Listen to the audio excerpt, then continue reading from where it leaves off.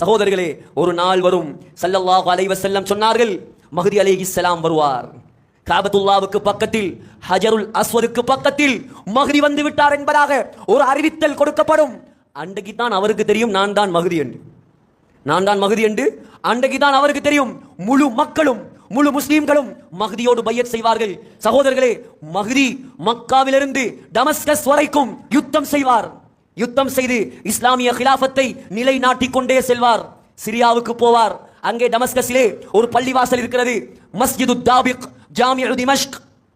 உமையாக்களுடைய கிலாஃபத்தில் கட்டப்பட்ட பள்ளிவாசல். லட்சக்கணக்கான மக்கள் அங்கே நின்று தொழலாம். சகோதரர்களே, அந்த பள்ளியில் தான் யஹ்யா அலைஹிஸ்ஸலாத்துடைய ஜனாசா இருக்கிறது. அந்த பள்ளியில் தான் சலாஹுத்தீன் அய்யூபியுடைய ஜனாசா இருக்கிறது. அந்த பள்ளியில் தான் ஹுசைன் ரலியல்லாஹு அன்ஹுடைய தலை கொண்டு போய் வைக்கப்பட்டது. பின்னால் அது மதீனாவுக்கு அனுப்பப்பட்டது என்பதாக வரலாறுகள் சொல்கிறது. அந்த பள்ளியில் தான் முஸ்லிம்களை வைத்துக் கொண்டு ஹஜ்ரத் மஹ்தி அலைஹிஸ்ஸலாம் ஒரு தொழுகை நேரத்தை எதிர்பார்த்து உட்கார்ந்திருப்பார். அந்த நேரத்தில் தான் உலக வரலாறு காணாத ஒரு அதிசயம் நிகழும். என்ன அதிசயம்? இரண்டாவது வானத்தில் இருக்கும் ஈசா அலைஹிஸ்ஸலாம் இறங்கக்கூடிய காலம், நேரம் நெருங்கும். சகோதரர்களே, சொன்னார்கள் ஸல்லல்லாஹு அலைஹி வஸல்லம், அல்லாஹு தஆலா 2 மலக்குமாரை நியமிப்பான். ஹஜ்ரத் ஈசா அலைஹிஸ்ஸலாம் இரண்டாவது வானத்தில் இருந்து அந்த 2 மலக்குமார்களுடைய இறக்கையில் இப்படி தொங்குவார்கள். குங்கும நிறத்தில் உடுப்பு போட்டிருப்பார்கள்.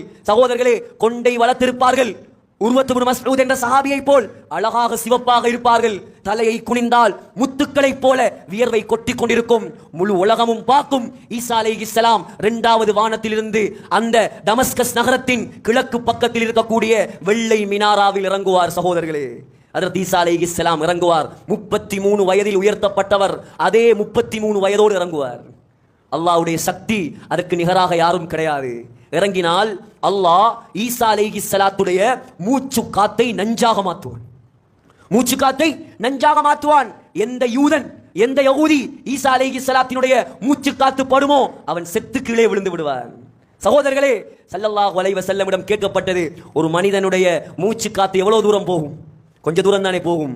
இல்லை, ஈசா அலைஹிஸ்ஸலாம் மூச்சு விட்டால் அவருடைய கண்ணுக்கு எட்டிய தொலை தூரம் அவருடைய மூச்சு காத்து போகும்.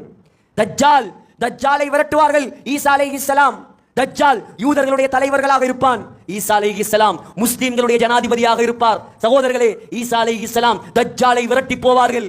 விரட்டி போகக்கூடிய நேரம் தஜ்ஜால் தண்ணீரில் உப்பு கரைவதை போல கரைய ஆரம்பிப்பான். பெலஸ்தீனுக்கு கொண்டு போய் தஜ்ஜாலை பாபுல் லுத் என்ற இடத்தில் வைத்து ஈசா அலைஹிஸ்ஸலாம் தஜ்ஜாலுடைய கழுத்தை வெட்டுவார்கள். சகோதரர்களே, அன்றைய தினத்திலிருந்து இஸ்லாமிய சாம்ராஜ்யத்தின் சென்ட்ரல் கவர்மெண்டாக, மத்திய அரசாக சகோதரர்களே பெலஸ்தீன் தலை தூக்க ஆரம்பிக்கும். பெலஸ்தீனை பத்தி என்ன நினைக்கிறீங்க? இன்னைக்கு பயங்கரவாதம், இன்னைக்கு யுத்தம், இன்னைக்கு கலவரம் இல்லை. இன்னமஅல் உஸ்ரி யுஸ்ரா ஃபஇன்னமஅல் உஸ்ரி யுஸ்ரா. அல்லாஹ் சொல்கிறான், கஷ்டத்துக்கு பின்னால் லேசை நான் வைத்திருக்கிறேன். இப்பொழுது பெலஸ்தீன் மக்கள் கஷ்டத்தில் இருக்கிறார்கள். ஆனால் இன்றைக்கு ஈசா அலைஹிஸ்ஸலாம் இறங்குவாரோ இந்த உலகத்தில், அதற்கு பின்னால் பெலஸ்தீன் தான் இஸ்லாமிய சாம்ராஜ்யத்தின் மத்திய பேரரசு.